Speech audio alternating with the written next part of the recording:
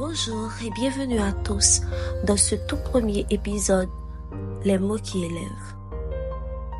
Nous sommes au commencement d'une nouvelle année, un moment idéal pour réfléchir, se recentrer et avancer avec des intentions claires. Aujourd'hui, nous allons parler de deux outils essentiels pour commencer l'année sur de bonnes bases. La rétrospection pour regarder avec bienveillance l'année écoulée et le pardon pour se libérer de ce qui pourrait nous retenir.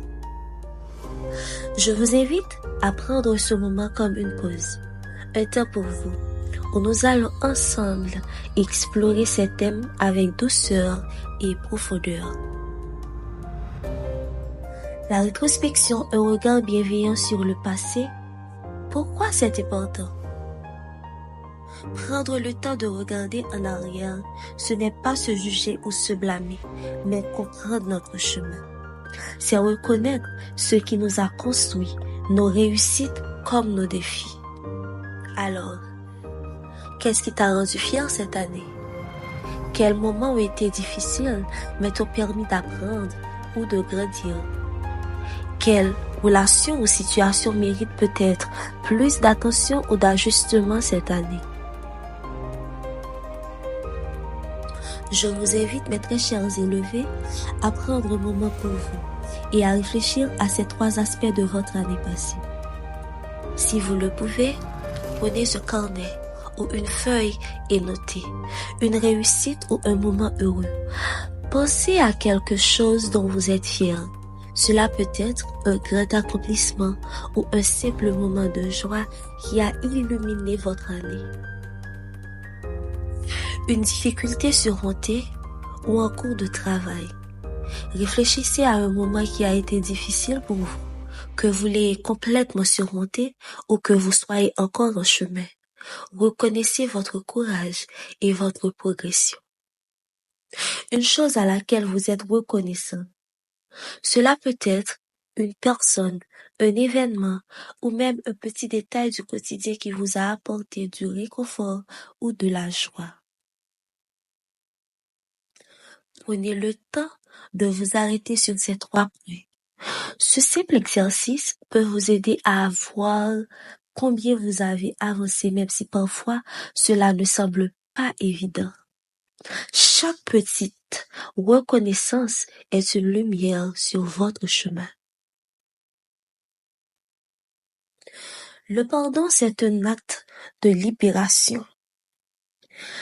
Le pardon, ce n'est pas dire que ce qui s'est passé était juste, mais de choisir de ne plus laisser cette douleur nous définir. C'est un acte de libération envers les autres et envers soi-même.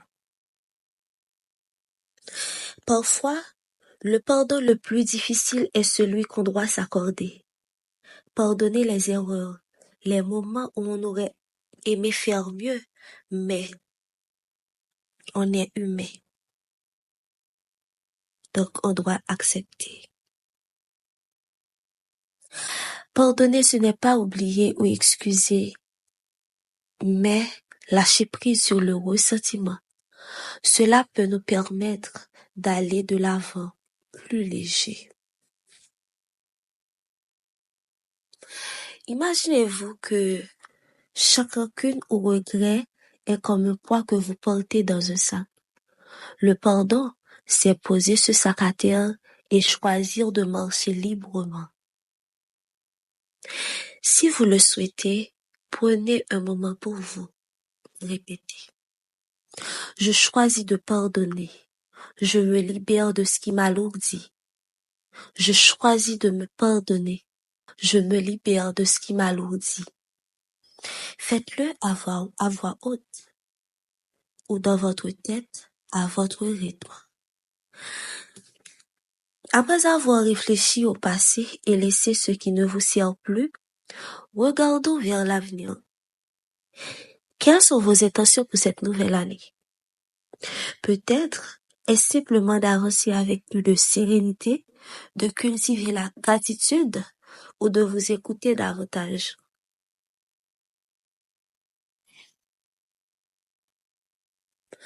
Voici une intention que vous pouvez adopter.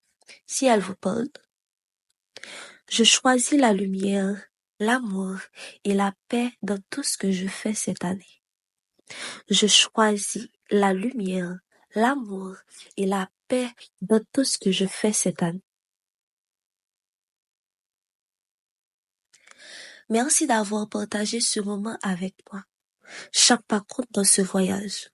Et aujourd'hui, vous avez fait un pas important vers votre élévation. Si cet épisode a résonné en vous, prenez un moment pour le laisser s'imprégner. Revenez-y si besoin et n'hésitez pas à partager votre ressenti avec moi. Avant de terminer, je vous souhaite une belle et lumineuse année 2025. Que cette nouvelle année vous apporte sérénité, amour et élévation. Je vous dis à très bientôt pour continuer ce chemin ensemble. Prenez soin de vous.